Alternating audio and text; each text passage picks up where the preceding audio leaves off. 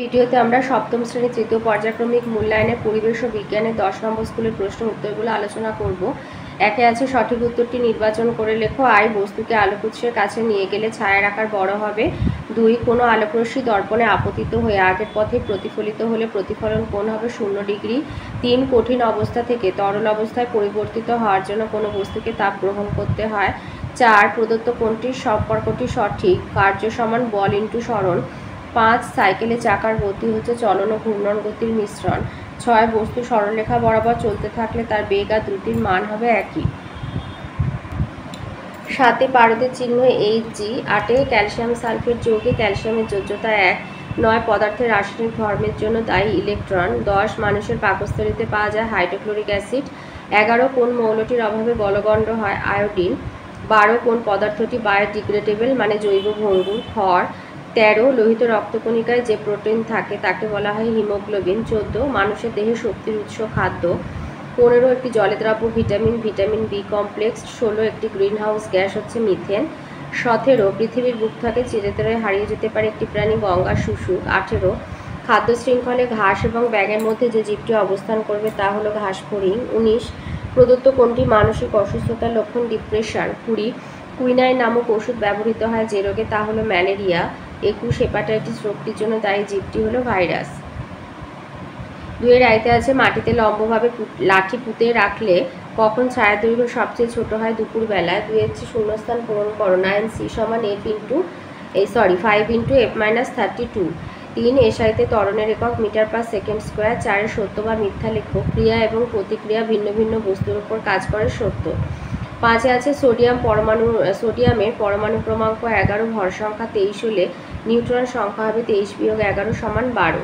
6 আছে শামুকের দেহের বাইরের শক্ত খোলসটা কী দিয়ে তৈরি? ক্যালসিয়াম কার্বনেট দিয়ে তৈরি।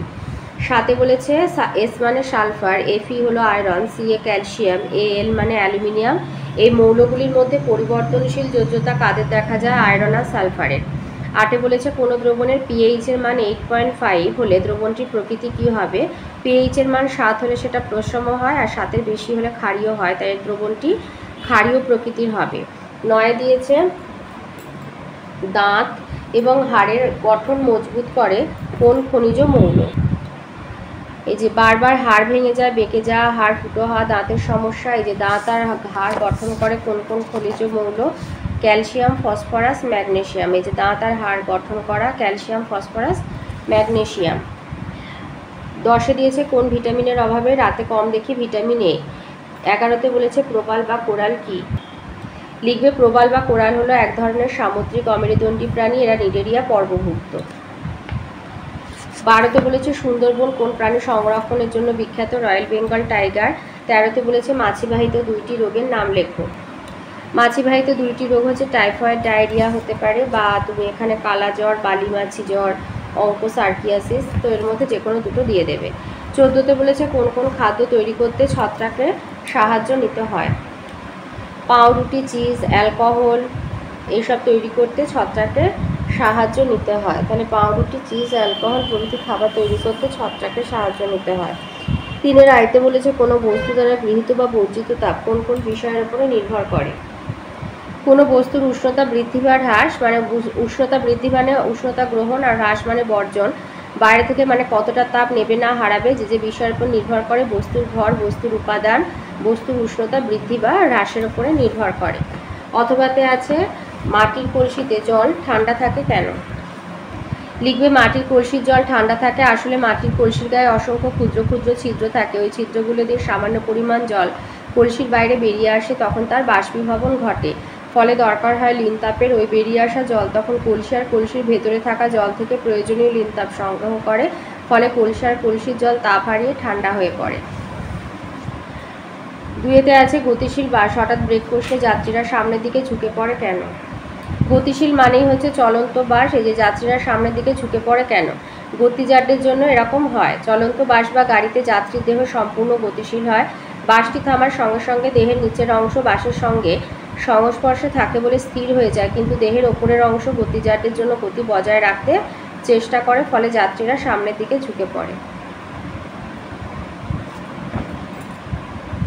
3 দিয়েছে সংকেত লেখো calcium carbonate, sodium chloride, ammonia, ferric chloride. আচ্ছা, এখানে 3 দাগে যে সংকেতগুলো দিয়েছে, ক্যালসিয়াম কার্বনেট হবে CaCO3, sodium chloride NaCl, ammonia NH3, ferric chloride FeCl3। 4 দিয়েছে অ্যাসিড এবং ক্ষারের মধ্যে 2টি পার্থক্য লেখো। অ্যাসিড আর ক্ষারের দুটো পার্থক্য লিখবে। অ্যাসিডের স্বাদ সাধারণভাবে টক আর ক্ষার হচ্ছে স্বাদে কষা। অ্যাসিড জলে ভেজানো নীল লিটমাসকে লাল করে আর ক্ষার জলে ভেজানো লাল লিটমাসকে নীল করে। অথবাতে রয়েছে একটা দ্রবণের pH হচ্ছে 6.5 হলে দ্রবণটি ক্ষারীয় না আম্লিক হবে, যেহেতু 7 থেকে কম তাই আম্লিক প্রকৃতির হবে। আর বলেছে প্রদত্ত পদার্থগুলির মধ্যে প্রাকৃতিক নির্দেশক হচ্ছে বিটের রস আর হলুদ। 5 দিয়েছে প্রোটিনের 2টি প্রাণীজ উদ্ভিজ্জ উৎসের নাম লেখো। প্রোটিনের 2টি উদ্ভিজ্জ উৎস এখানে অনেকগুলো রয়েছে, চাল, শিম, কাঁঠাল বীজ, বাজরা, ভুট্টা, রসুন, লবঙ্গ, এলাচ, ধনে, হলুদ। আর প্রাণীজ উৎস দিয়েছে ছানা, পনির, কাঁকড়া, দুধ।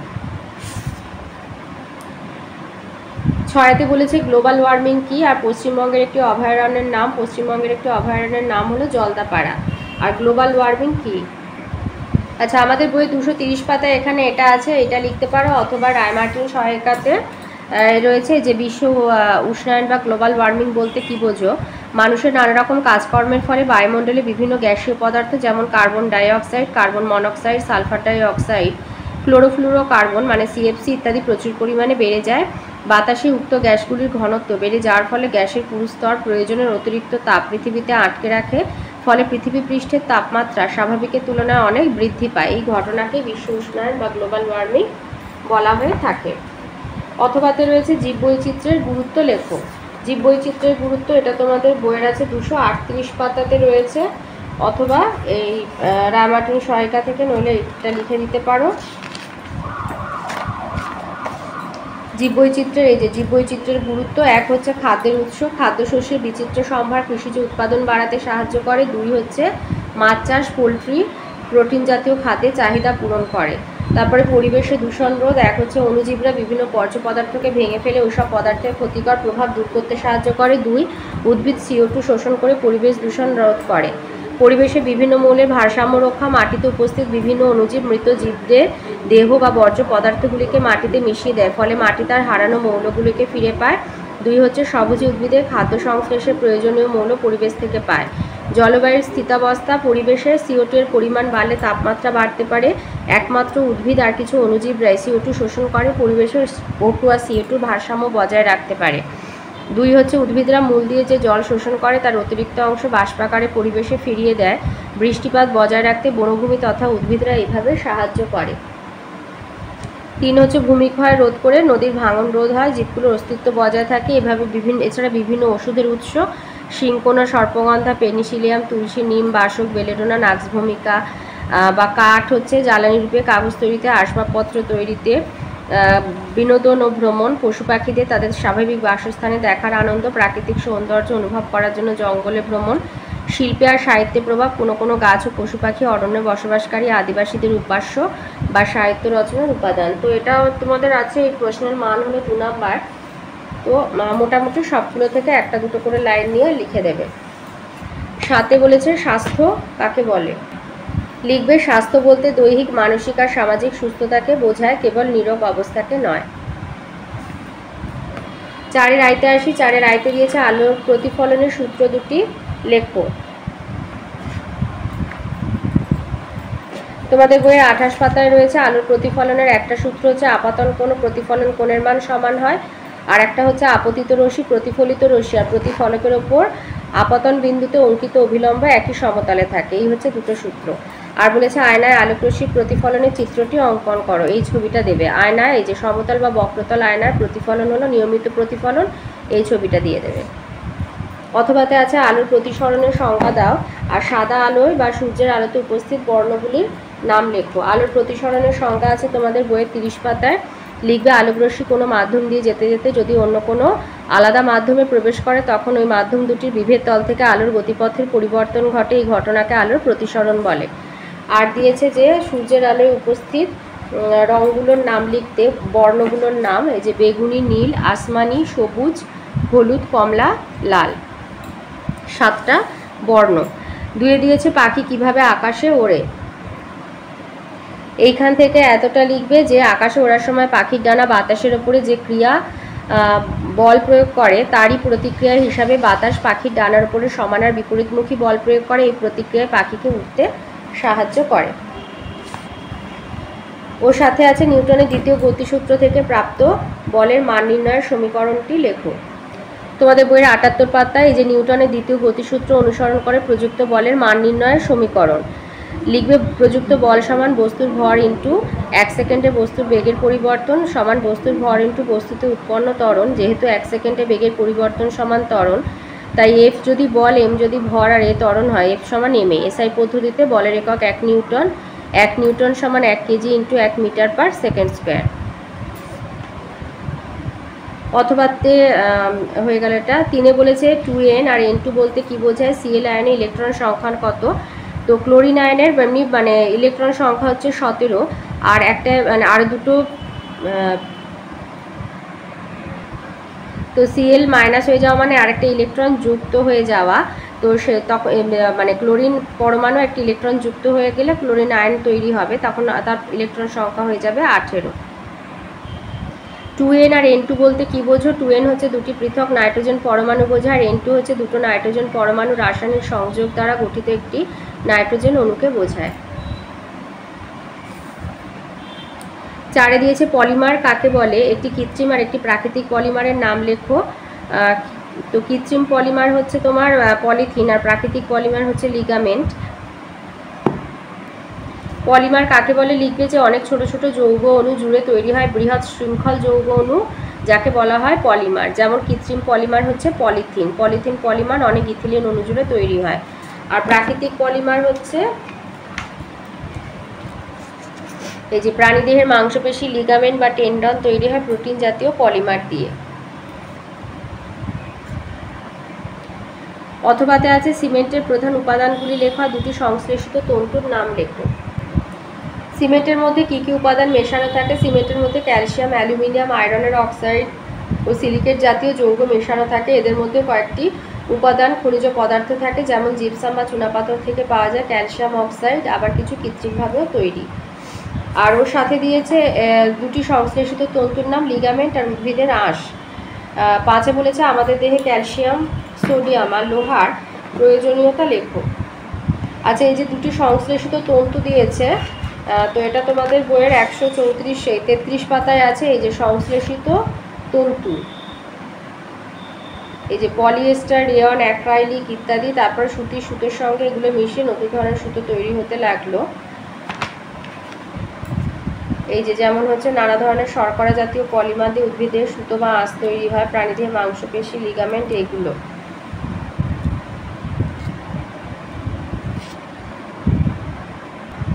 আচ্ছা, আমাদের এখানে আছে আমাদের দেহে ক্যালসিয়াম, সোডিয়াম আর লোহার প্রয়োজনীয়তা। তো লোহা মানে হচ্ছে আয়রন। এই যে মানুষ সহ বিভিন্ন প্রাণীর রক্তে আয়রন খুব প্রয়োজন। রক্তে লোহিত কণিকার হিমোগ্লোবিন, ফেরাস আয়ন ছাড়া গঠিত হতে পারে না। ক্যালসিয়াম হচ্ছে আমাদের দেহের হাড়ের কঙ্কাল আছে বলে আমরা হাঁটাচলা, দৌড়ানো, ঝুঁকে পড়া এইসব করতে পারি। হাড়ের প্রধান উপাদান হচ্ছে ক্যালসিয়াম ফসফেট যৌগ। এছাড়া কোষের অনেক কাজ ক্যালসিয়াম আয়ন ছাড়া চলবে না। সোডিয়াম হচ্ছে এই যে বলেছে পিঁপড়ে কামড়ালে বা সুড়সুড়ি দিলে অনুভূতি তৎক্ষণাৎ সরু সুতোর মতো স্নায়ুর মধ্যে দিয়ে সুষুম্না কাণ্ডে পৌঁছে যায়। তাহলে স্নায়ুর মধ্যে দিয়ে সংকেত আসা যাওয়ার সঠিক হতে পারে যদি শরীরে ঠিক মাত্রায় সোডিয়াম আয়ন থাকে। তাহলে সোডিয়াম আয়নের জন্য আমাদের স্নায়বিক কাজকর্ম সঠিকভাবে সম্পন্ন হয়। 6 দিয়েছে জীববৈচিত্র্য হ্রাসের অন্যতম 3টি কারণ লেখো। জীববৈচিত্র্য হ্রাসের একটা কারণ হচ্ছে বাসস্থান হারিয়ে যাওয়া। লিখবে প্রকৃতি থেকে জীবেদের হারিয়ে যাওয়ার পেছনে একটা বড় কারণ হচ্ছে বাসস্থান ধ্বংস হয়ে যাওয়া। আমাদের ভোগবিলাসের সামগ্রী তৈরির প্রয়োজন, যেমন কাঠের শৌখিন আসবাবপত্র, কখনো বা চাষের জমি বাড়ানোর জন্য, আবার কখনো বা থাকার জায়গা বাড়ানোর জন্য জঙ্গলের গাছ কেটে ফেলা হয়, এমনকি পুরো জঙ্গলও সাফ করে ফেলা হয়। সাইবেরিয়ার বাঘের অস্তিত্ব সংকটের অন্যতম কারণ হলো বাসস্থান ধ্বংস হয়ে যাওয়া। এইটা একটা দিতে পারো। এরপরে হচ্ছে জলবায়ুর পরিবর্তন। জলবায়ুর পরিবর্তন পাল্টে দিতে পারে চেনা জীবের পরিবেশ, আর কোনো জীব নতুন পরিবেশে মানিয়ে নিতে না পারলে সেই জীবের অস্তিত্ব সংকটাপন্ন হয়ে পড়ে। বিশ্ব উষ্ণায়নের ফলে মেরু অঞ্চলের বরফ দ্রুত গলে যাচ্ছে, আর তার ফলে মেরু ভাল্লুকের অস্তিত্ব আজ বিপন্ন। বরফ গলে যাওয়ার ফলে বিপন্ন হয়ে পড়েছে এম্পেরার পেঙ্গুইন, মেরু শিয়ালের মতো প্রাণীরা। মহাসাগরের জলের অম্লত্ব আর তাপমাত্রা বেড়ে যাওয়ার ফলে সমস্যায় পড়েছে বিভিন্ন কোরাল বা প্রবালরা। পরিবেশে কার্বন ডাই অক্সাইডের মাত্রা বেড়ে যাওয়ার ফলে অস্ট্রেলিয়ার ইউক্যালিপটাস গাছের পাতার খাদ্যগুণ কমে যাচ্ছে। এর ফলে সমস্যায় পড়ছে অস্ট্রেলিয়ার কোয়ালা ভাল্লুক, যাদের খাবারে ইউক্যালিপটাস গাছের পাতা। আর হচ্ছে পরিবেশ দূষণ। বিভিন্ন রাসায়নিক পদার্থের অনিয়ন্ত্রিত ব্যবহার অনেক সময় ডেকে আনতে পারে জীবের বিনাশ। চাষের জমিতে যথেচ্ছ কীটনাশক ব্যবহারের ফলে হারিয়ে গেছে বেশ কিছু শস্যভূ পাখি। এছাড়াও বিভিন্ন শিল্পের বর্জ্য পদার্থ খাল, বিল, নদীর জলে এসে মিশছে। এর ফলে বহু মাছ ও জলজ প্রাণীর মৃত্যু হয়। উত্তরবঙ্গের বিভিন্ন নদীতে বিষাক্ত রাসায়নিক পদার্থ এসে পড়ায় প্রচুর মাছের মৃত্যুর খবর পাওয়া যায়। শিল্প আর কৃষিক্ষেত্রে ব্যবহার হওয়া বিষাক্ত রাসায়নিক পদার্থ গঙ্গায় এসে মেশে, ফলে গঙ্গায় মাছের সংখ্যা কমে গেছে। সেই সঙ্গে বিপন্ন হচ্ছে গঙ্গার শুশুক বা গ্যাঞ্জেটিক ডলফিন। সাথে দিয়েছে দুটি জলবাহিত রোগের নাম লেখা আর ওই রোগের প্রতিকারের জন্য কি কি করা দরকার। দুটি জলবাহিত রোগের একটি হলো কলেরা। প্রতিকার হচ্ছে জল পান করে শরীর থেকে বেরিয়ে যাওয়া জলের ঘাটতি পূরণ করা, ওআরএস বা ওরাল রিহাইড্রেশন সলিউশন পান করানো, বিশুদ্ধ বা ফোটানো জল পান করানো। এছাড়া দেবে যে যথাসময়ে হসপিটালে নিয়ে যাওয়া। আর একটা হচ্ছে পোলিও, ওষুধ যথাসময়ে পোলিও ভ্যাকসিন দেওয়া হলে প্রতিকার। অথবাতে আছে পাস্তুরাইজেশন কি, আর খাবারের মাধ্যমে সংক্রমণের হাত থেকে বাঁচতে কি করা যেতে পারে। পাস্তুরাইজেশন হলো খাবার, বিশেষত তরল খাবার যেমন দুধ বা দুধ থেকে তৈরি খাবার বা ফলের রসকে জীবাণুমুক্ত করার প্রক্রিয়াকে বলা হয় পাস্তুরাইজেশন। এই পদ্ধতিতে দুধকে 15 থেকে 40 সেকেন্ডের জন্য 72 ডিগ্রি থেকে 75 ডিগ্রি সেলসিয়াস বা 2 সেকেন্ডের জন্য 138 ডিগ্রি সেলসিয়াস তাপমাত্রায় গরম করা হয়। দুধ ওই নির্দিষ্ট তাপমাত্রায় পৌঁছানোর পর প্রায় সঙ্গে সঙ্গে দুধের তাপমাত্রা 3 ডিগ্রি সেলসিয়াসের নিচে নামিয়ে আনা হয়। একেই বলে পাস্তুরাইজেশন। আর দিয়েছে যে খাবারের মাধ্যমে সংক্রমণের হাত থেকে বাঁচতে কি কি করা যেতে পারে। এই উত্তরটা লিখবে যে খাবারের মাধ্যমে সংক্রামিত রোগের হাত থেকে বাঁচতে হলে 1 টাটকা খাবার খেতে হবে, 2 হচ্ছে রান্নার আগে শাকসবজি আর অন্যান্য উপকরণ পরিষ্কার করে নিতে হবে, 3 রান্নার পর ঢেকে রাখতে হবে, খাবার ঢেকে রাখতে হবে যাতে জীবাণু সংক্রমণ না হয়, আর 4 বাসি আর পচা খাবার এড়িয়ে চলতে হবে।